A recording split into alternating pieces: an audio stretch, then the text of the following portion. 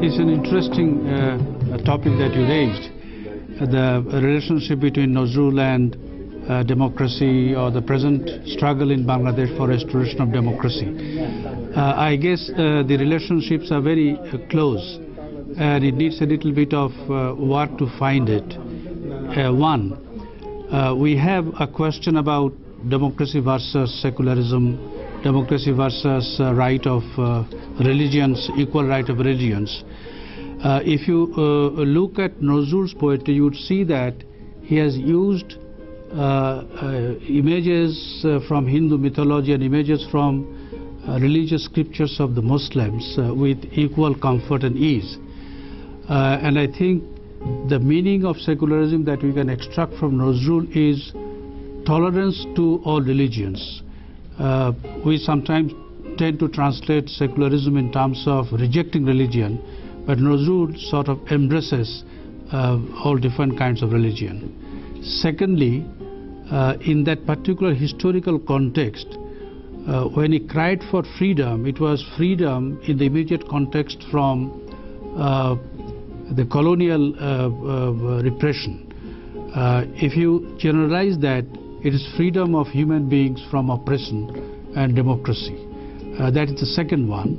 And the third one is, as you heard the main speaker mention a number of times, there is an urge for equality and recognition of human rights and human dignity. And that is the essence or the spiritual essence of democracy. So you see that what was the essential message of Nazrul is something which is very relevant today, not only in Bangladesh but universally. And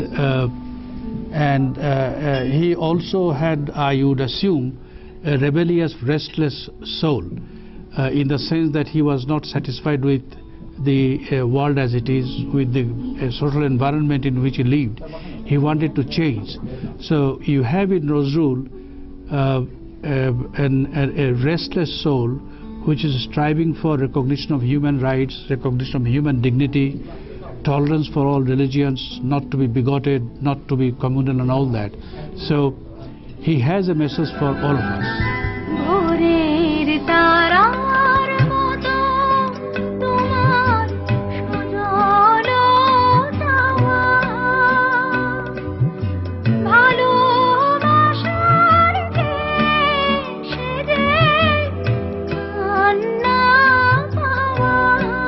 I studied here and I went to some of the good schools. I went to Harvard, I went to Fletcher. When I finished, some of my professors indicated that they would love to have me here. I decided to go back, partly because I wanted to have the comfort of, to be comfortable in Bangladesh, but I guess I will be dishonest if I do not mention something more selfish, something more personal. I left Dhaka University in '63 and I did my doctorate here in 80. Between '63 and '80, there were many other people who were much younger than I was, much brighter than I was, who had come here, who had got education. So they had a head start. So I go back. I guess what the expatriates can do is, you are not subject to the limitation that we are in terms of the legal system, in terms of law enforcement, in terms of arbitrariness of government.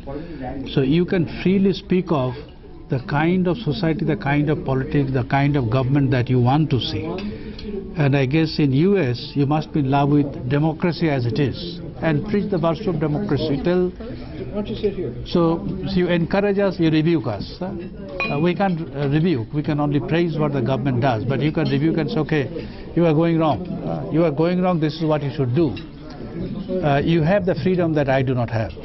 So, and you can possibly join with those who promote that kind of freedom, human dignity, restraint of the government in Bangladesh. So that's a great role that you can play.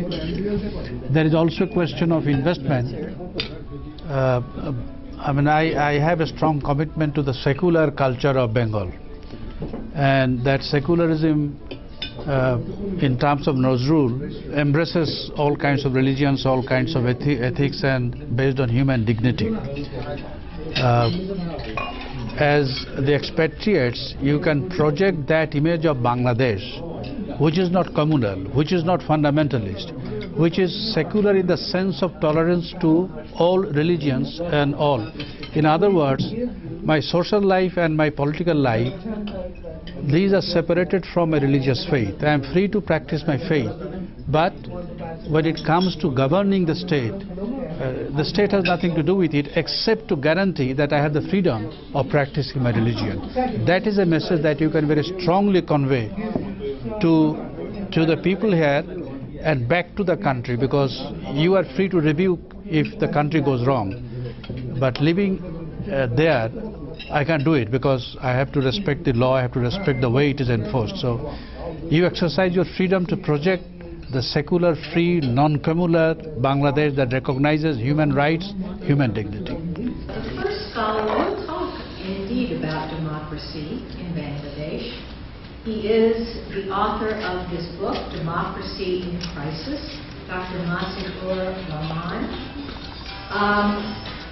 Dr. Rahman has studied at several major universities in both Bangladesh and here, and as a career civil servant, was held high positions in both this country and internationally. Nonetheless, he has published a large number of books and articles and monographs, and his latest book, Democracy and Crisis, has formed the basis for what he's going to speak about today. Dr. Rahman? The personal view is the politicians are the bunch of scoundrels. If they could be fixed, then we will solve our problem. I have taken a slightly different view without excusing the politicians for whatever wrong they did. You should not get embarrassed by it because we have been colleagues. So what I say is about myself. Before 2001, that's when I left the government. The Public Service Commission, the newspaper, the media widely published how partisan nomination was granted. And the Public Service Commission was headed by university professors. So you have something to worry about, the way judges are appointed, the way the university education is run. We talk about civil service being politicized. The Prime Minister can disagree with the recommendation of a board which consists of civil servants, the highest civil servants.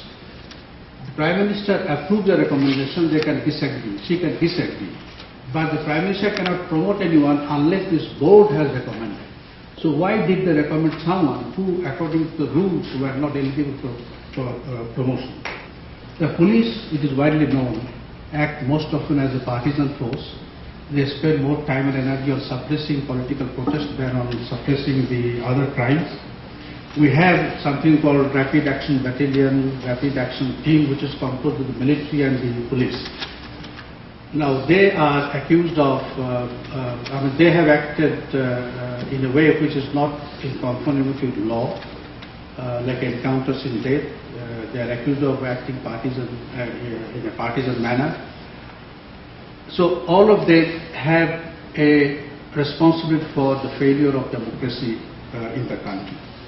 The civil society was the great protector, should have been a great protector of democracy. They were very successful in flagging the corruption and privilege in politics. But they did not say so much about rights, constitutional government, freedom and so on. Now if the party insists that the cases should be resolved, I guess that is asking for too much because the government needs to have credibility. The government's main basis or main rationale was that they are having an anti-corruption drive. If they give up these cases which are started on the basis of corruption cases, it loses all the force. So the parties ought to accept some compromise which retain the respectability and the enforceability of government commands, but does not prevent them from contesting election. One of the remarks that I made in my book is leadership is not a gift and it is not trust on somebody you have to acquire. your parental relation or your relation with your husband may help, but you don't retain it unless you have both capacity for leadership. And Hasina or Khaleda would be given up the day their supporters know that they cannot do the election for them. But as long as they know that she is the one who can give the election for both of us, they will support her, whatever else you want to do. So